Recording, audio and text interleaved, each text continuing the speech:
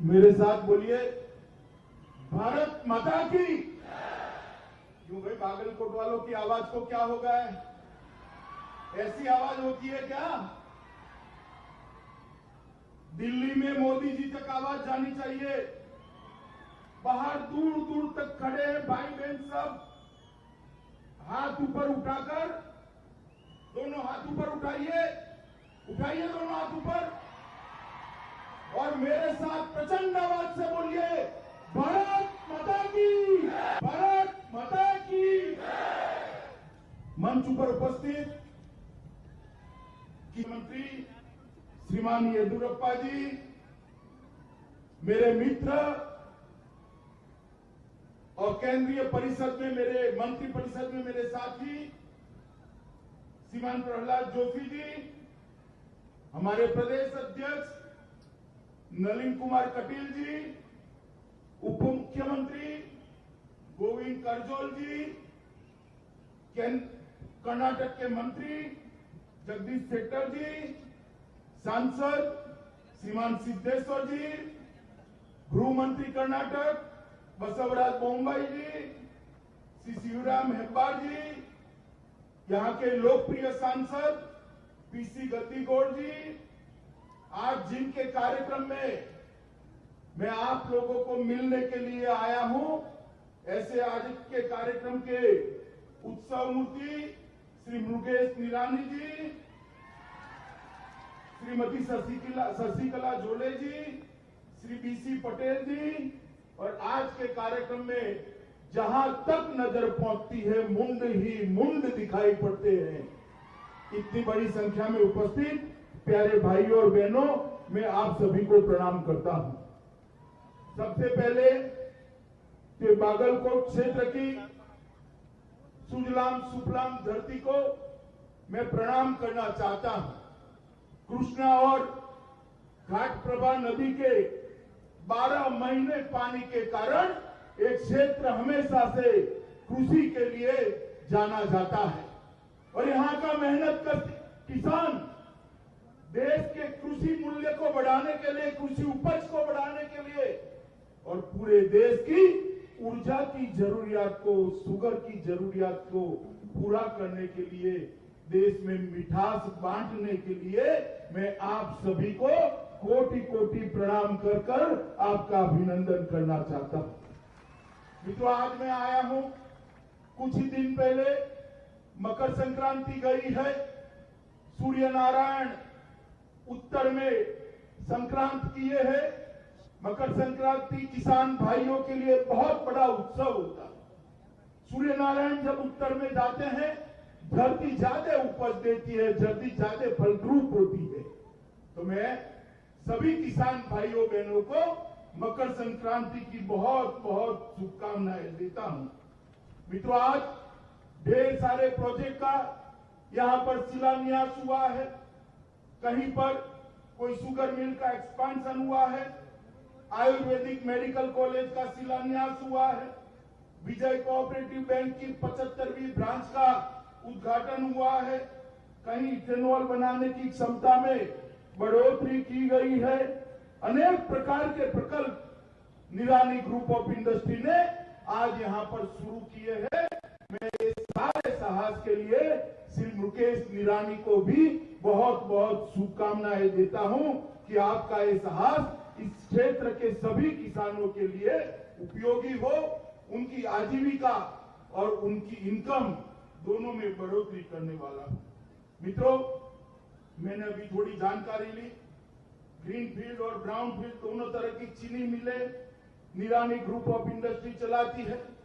लगभग 45,000 matric ton गन्ना प्रतिदिन इसकी पिलाई करने का काम निरानी ग्रुप ऑफ इंडस्ट्री करता है। मैं मानता हूं देश में सबसे बड़ा पिलाई का काम करते हैं और इसको 45,000 से 75,000 तक ले जाने का भी इन्होंने एक महत्वाकांक्षी कार्यक्रम लिया है। और मित्रों, इस देश के प्रधानमंत्री जब नरेंद्र मोदी जी बने, और मैं देश की जनता का तो आभारी हूं ही, मगर कर्नाटक की जनता का विशेष रूप से आभारी हूं। 2014 और 2019 दोनों चुनाव में कर्नाटक की जनता ने मोदी जी की झोली वोटों से भर दी। आज मोदी जी पूर्ण बहुमत से देश को एक अच्छी दिशा में ले जा रहे हैं, पूरे विश्व का नेतृत्व करने की दिशा में ले जा रहे हैं। उसमें कर्नाटक के मेरे भाइयों बहनों का बहुत बड़ा योगदान। अगर आपका आशीर्वाद न होता तो ये संभव ही नहीं। जब जब हम आए, भारतीय जनता पार्टी के कार्यकर्ता आए, चाहे विधानसभा का चुनाव हो, चाहे लोकसभा का चुनाव हो, चाहे अभी अभी पंचायत का चुनाव हो, ये मुंबई कर्नाटका क्षेत्र ने हमेशा भारतीय जनता पार्टी पर अपना आशीर्वाद रखा है। मित्रों, मोदी जी को जब से आपने देश का प्रधानमंत्री बनाया, इन्होंने देश को आत्मनिर्भर बनाने के दिशा में एक बहुत बड़ा कदम उठाया और हमारा तेल का, पेट्रोल का, डीजल का आयात जो है वो बहुत बड़ा हमारा विदेशी मुद्रा का भंडार उसी में खर्च होता है। और उसका विकल्प इथेनॉल है, जो गन्ने की बाय प्रोडक्ट है, शुगर मिल की बाय प्रोडक्ट है। जो आप पसीना बनाते हो वो इथेनॉल बनकर देश की ऊर्जा की जरूरियात को पूरा करता है। और इथेनॉल को बढ़ाने का काम, इथेनॉल के उपयोग को बढ़ाने का काम नरेंद्र मोदी जी ने किया। और ये बहुआयामी प्रोजेक्ट है। एक और तो इथेनॉल की खपत बढ़ाने से किसानों की आय बढ़ती है, गन्ना मिलों को भी फायदा होता है, और तीसरा पेट्रोल का विकल्प होने के कारण देश का विदेशी मुद्रा का भंडार भी बचता है और देश आत्मनिर्भर होकर बड़े रास्ते पर आगे बढ़ता है। मित्रों, आज निरानी समूह लगभग 2600 किलोलीटर इथेनॉल प्रतिदिन बनाने की दिशा में आगे बढ़ रहा है। तो मैं मानता हूं कि ये जो मोदी जी का स्वप्न है, इसको पूरा करने के लिए निरानी ग्रुप भी बहुत बड़ा योगदान करता है। इसको मैं अभिनंदन भी करता हूं और मैं चाहता हूं कि इसको वो आगे भी बढ़ाए। इथेनॉल की आपूर्ति के लिए मोदी जी ने बहुत सारे कदम उठाए। सबसे पहले 2015 में इथेनॉल पर से केंद्रीय उत्पाद शुल्क घटाने का काम किया, जिसके कारण इथेनॉल सस्ता हो जाए और पेट्रोल के अंडर बैन करने का करे। दूसरा काम किया 2018 में इथेनॉल पर 18% जीएसटी था, इसको कम कर सिर्फ 5% कर दिया, जिससे कि पेट्रोल के अंदर इथेनॉल जो जाता है हमारे किसान भाइयों को इसका मूल्य गन्ना मिल के माध्यम से मिले। नव ईंधन नीति के अधिसूचना में गन्ने का रस, सीरा, अधिशेष और खराब हो गए खाद्यान्न आदि के उपयोग को भी 2018 में परमिशन दे दी। सीधा गन्ने से इथेनॉल बन सकता है, शुगर बनाकर भी इथेनॉल बन सकता है, गुड़ बनाकर भी इथेनॉल बन सकता है, और सड़ा हुआ खाद्यान्न जो फेंक देते थे उससे भी इथेनॉल बनाने का परमिशन 2018 में दे दिया। मित्रों, मोदी जी ने एक लक्ष्य रखा है, 2022 तक 10% ब्लेंडिंग का लक्ष्य पूरा करना। जब मोदी सरकार आई 2014 में, तब 1.58% ब्लेंडिंग होता था, सिर्फ 1.58%, और मोदी सरकार ने 2022 में 10% तक पेट्रोल और डीजल के अंदर ब्लेंडिंग की नीति बनाई है, और 2025 तक इसको 20% पर ले जाएंगे।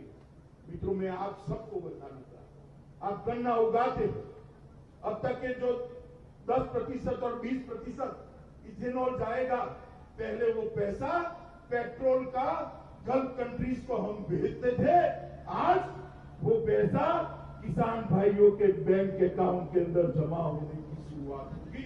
ये बहुत बड़ी बात है।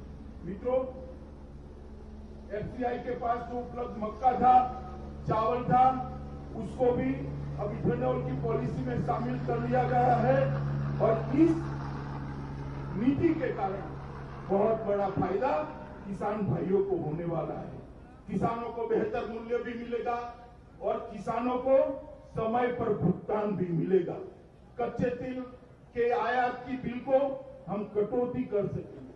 ग्रामीण क्षेत्र में रोजगार भी बढ़ेगा और वायु प्रदूषण भी सरकार ने करा है और इसको 400 तक पहुंचाकर 2022 तक हम 10% का फायदा लेंगे। मित्रों, इथेनॉल के बारे में ढेर सारी और भी रियायतें भारत सरकार ने दी है, मगर मैं आज किसान भाइयों के बीच में मैं इतना कहना चाहता हूं भाइयों कि नरेंद्र मोदी सरकार इसकी सबसे बड़ी कोई प्रायोरिटी है, प्राथमिकता है तो मेरे किसान भाइयों की आय को 2 गुना करना, ये नरेंद्र मोदी सरकार की प्राथमिकता है। ये कांग्रेस वाले जब मोदी जी कहते थे हम किसानों की आय को 2 गुना करेंगे, हंसते थे हम पर। मैं उनको बताना चाहता हूं कि जब आप सत्ता में थे 2013-14 के बजट में कृषि बजट आपका 21,933 करोड़ था, सिर्फ 21,933 करोड़ रुपया, और 2020-21 में मोदी जी ने 21,000 से बढ़ाकर 1,34,399 करोड़ रुपया कृषि के और कृषक का बजट को किया है। 21,000 कहां और कहां 1,34,000 करोड़। और न्यूनतम समर्थन मूल्य में भी चाहे मक्का हो, चाहे गेहूं हो, चाहे चावल हो, चाहे दलहन हो, चाहे तिलहन हो, हर प्रकार के एमएसपी के अंदर बढ़ोतरी कर 150% तक किसान को मिले, जितना खर्चा है उससे 50% मुनाफा मिले, ये भी हमने किया है। मित्रों, प्रधानमंत्री किसान सम्मान निधि मोदी जी लेकर आए, लगभग 6,000 रुपया हर किसान के बैंक अकाउंट में सीधा जाता है, कोई बिचौलिया बीच नहीं। मित्रों, 25 दिसंबर तक 9 करोड़ से ज्यादा किसानों के बैंक अकाउंट में 1,13,619 करोड़ रुपया सीधा बैंक अकाउंट में डालने का काम ये भारतीय जनता पार्टी की सरकार। मैं कांग्रेसी मित्रों को बताना चाहता हूं कि आपका तो बजट, कुल बजट ही 21,000 करोड़ था। हमने बजट के अलावे 1,13,619 करोड़ रुपया सीधा बैंक अकाउंट में डालने का काम किया है। ये भारतीय जनता पार्टी की, नरेंद्र मोदी सरकार की नीति। मुद्रा स्वास्थ्य कार्ड लगभग 22 करोड़ दिए, यूरिया तो इम्पोर्टेड होकर उसकी कालाबाजारी अटकाई है। प्रधानमंत्री कृषि सूक्ष्म सिंचाई योजना के तहत 50 लाख हेक्टेयर को सूक्ष्म सिंचाई ड्रिप और स्प्रिंकलर से समावेश किया गया है। प्रधानमंत्री फसल बीमा योजना लगभग 5 वर्ष पूर्ण हुए हैं, 90,000 करोड़ रुपया प्रधानमंत्री फसल बीमा योजना के तहत देश के किसानों के बैंक अकाउंट में पहुंचाया गया। 1,000 से ज्यादा मंडियों को ऑनलाइन कर किसानों को ज्यादा दाम मिले, इसके लिए नरेंद्र मोदी सरकार ने किया है। और किसानों को जो ऋण मिलता था, मित्रों, वो आंकड़ा भी जरा आप समझ लीजिए। पहले कांग्रेस सरकार थी तब किसानों को 6 लाख करोड़ ऋण देती थी। कितना देती थी भाई बताओ जरा, मैं अकेला बोल रहा हूं, कितना देती थी? 6 लाख करोड़। कितना? नरेंद्र मोदी जी ने 6 लाख करोड़ से बढ़ाकर 13,92,000 करोड़ रुपया किसानों को ऋण देने की शुरुआत की है। वही बताता है कि मोदी सरकार किसानों के लिए कितना करते हैं। 10,000 से ज्यादा फार्मर प्रोड्यूस ऑर्गेनाइजेशन बनाए और इसके लिए 7,000 करोड़ का प्रावधान किया। शहद के उत्पादन के लिए, मधु के उत्पादन के लिए 500 करोड़ रुपया लगाए और किसान क्रेडिट कार्ड लगभग 1.6 करोड़ में किसानों को तो अंतिम 6 महीने में ही दिए।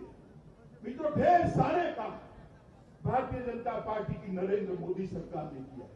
श्री येदियुरप्पा जी की सरकार ने भी किसानों के लिए काम करने में कोई कसर नहीं छोड़ी। केंद्र सरकार की जो भी योजना हो, इस पर जमीन पर उतारने में शायद भारत में सबसे आगे अगर कोई सरकार रही है तो श्री येदियुरप्पा की सरकार है। मित्रों, मोदी जी ने किसानों के लिए इतना किया, मगर वक्र दृष्टा कांग्रेस पार्टी के नेता किसानों की हित की बात कर रहे हैं। मैं उनको पूछना चाहता हूं, जब आप थे तब किसानों को 6,000 करोड़ रुपया, 6,000 रुपया प्रति माह प्रति साल क्यों नहीं मिला भाई? जब आप थे प्रधानमंत्री फसल बीमा योजना क्यों नहीं बनी भाई? जब आप थे इथेनॉल की पॉलिसी में परिवर्तन क्यों नहीं आया? जब आप थे तब बजट क्यों इतना छोटा था? जब आप थे तो प्रधानमंत्री सिंचाई योजना क्यों नहीं लागू हुई? क्योंकि आपकी नीयत ठीक नहीं।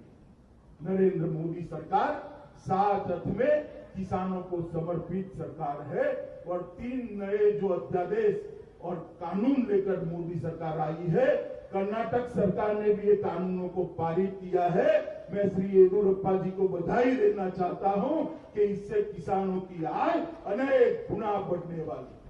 अब कोई किसान मजबूर नहीं है कि एक ही जगह पे अपना उपज बेचे, अपने क्रॉप को वो ग्लोबल और पूरे भारतवर्ष के मार्केट में बेच सकता है।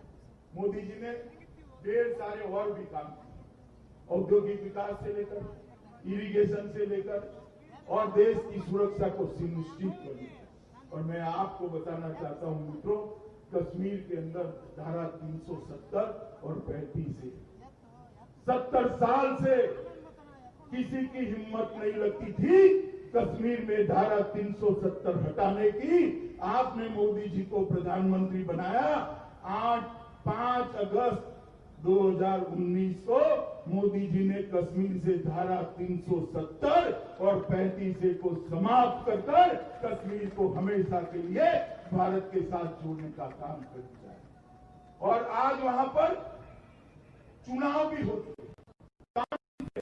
खून का एक कतरा बहाए बगैर चुनाव हुए हैं और कश्मीर हमेशा के लिए हमारा होगा। मोदी जी ने ढेर सारे काम किए हैं। मैं आज बागलकोट की पावन धरती पर आप लोगों के बीच में आया हूं, तब मैं भाई मुकेश निरानी को तो शुभकामनाएं देता भी हूं, मगर आप सबसे ये भी कहने आया हूं कि आपका आशीर्वाद भारतीय जनता पार्टी पर, हमारे नेता और देश के प्रधानमंत्री नरेंद्र मोदी पर जिस प्रकार से बना है उसी प्रकार का बना रहे और मोदी जी के नेतृत्व में हम आत्मनिर्भर भारत की रचना करने की दिशा में आगे बढ़े। यही बात कर मेरी बात को समाप्त करता हूं। मेरे साथ फिर से एक बार दोनों हाथ उठाइए